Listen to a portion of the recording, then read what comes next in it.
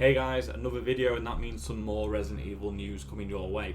So this time we're going to be covering some information that's come directly from Capcom. We're going to be looking into the possible rumours again for Resident Evil 8 and why we could see certain characters the way we do.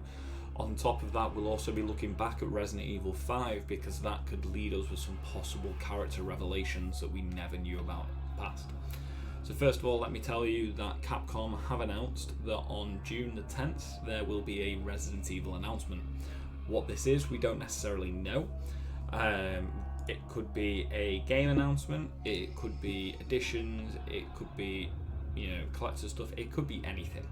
But from the leaks that we have seen, I say leaks, rumours, I am expecting something to do with Resident Evil 8. So if we take a look here at the Twitter feed of Dusk Golem, who I've spoken about him in the past. He has been a leaker for Resident Evil content in the past and has usually been right, so I don't really see a reason why I shouldn't take the information he's giving out to be factual, not to be factual. So let me just read this through for you. I guess I can share this before and up. Resident Evil 8 was supposed to be released next January.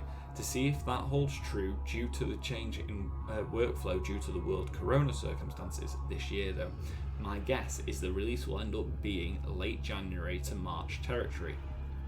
So here he's saying that obviously Resident Evil was due out in January originally as far as his knowledge, which means we would be needing to hear something soon. We're looking at it's June next week, and yet we haven't seen any information regarding Resident Evil 8.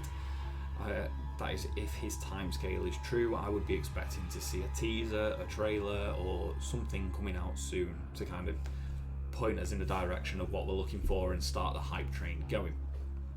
Let's just have a look at what he's replied to here to give us some hints to Resident Evil 8 and what we can expect to see here.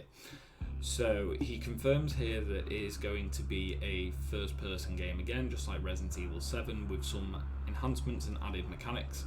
And then somebody does ask, do you think there'll be any returning characters besides Ethan? And his reply was 100%.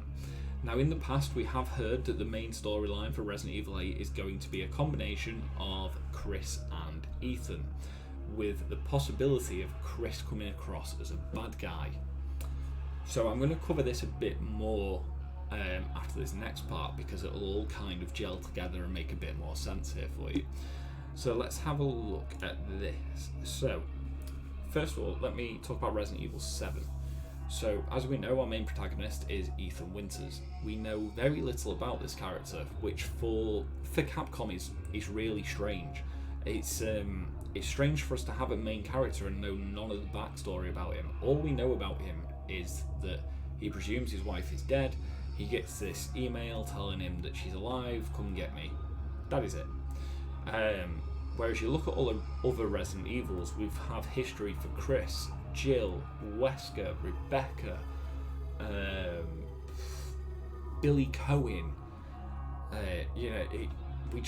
We have backstories for all these characters, and they're not even all main characters. Some of them are sides that have only ever appeared in one game.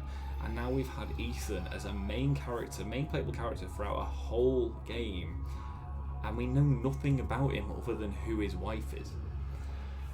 There could be a reason to this. So, here we have Spencer's file in Resident Evil 5. So in this file, Spencer lists the employees of Umbrella upon its downfall. He is only listing the level 9 and 10 people. Spencer himself is a level 10. But at the bottom here of the level 9 one, we can see the name Ethan W. Now it does say he's deceased, but there's nothing to stop, Ethan from maybe being killed off coming back. Look at Wesker, look at in fact there's plenty of people down the line, look at Krauser and stuff like that. They've all so-called been killed and come back. He could have faked his death for that matter to hide from Umbrella or to hide from the American government and stuff that are hunting down Umbrella employees anyway. So if this turns out that the Ethan W mentioned here from Spencer is actually Ethan Winters, this could give us a lot more information to Resident Evil 8 and the reason why certain things are happening, but also why we don't learn much about him in Resident Evil 7. So in 7 we find out that he is good with a gun, we find out that he's able to mix chemicals and stuff like that, and we find out that violence and stuff like that doesn't really faze him. Throughout the whole game he seems to stay very, very calm.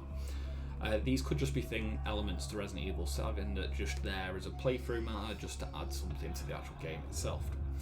But if it turns out that this is true, this could explain why Chris is seen as a possible villain in 8, and why Ethan is seen as a good guy. Because if Chris was to find out that Ethan was an ex-Umbrella member or high-end employee, he's instantly going to have distrust and hatred for this man.